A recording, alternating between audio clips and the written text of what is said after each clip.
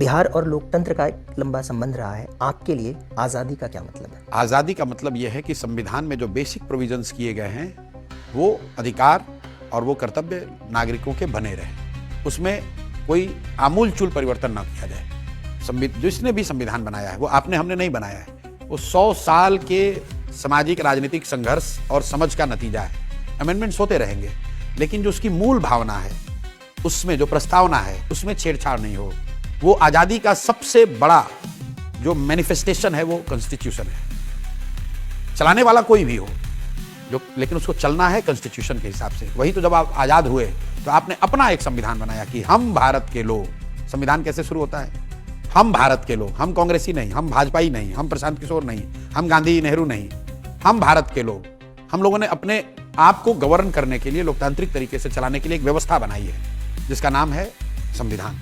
तो मेरे लिए आज़ादी का मतलब यह है कि संविधान की जो मूल भावना है, जो मेन बातें हैं, मौलिक अधिकार जो नागरिकों को मिले हुए हैं, उसके साथ छेड़छाड़ न की जाए।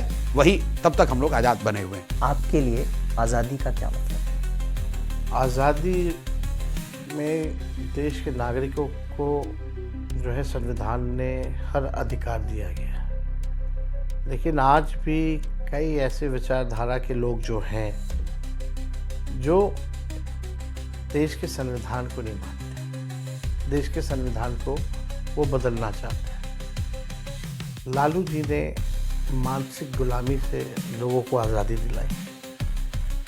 अब जो दौर है वो सामाजिक न्याय के साथ साथ आर्थिक न्याय का है।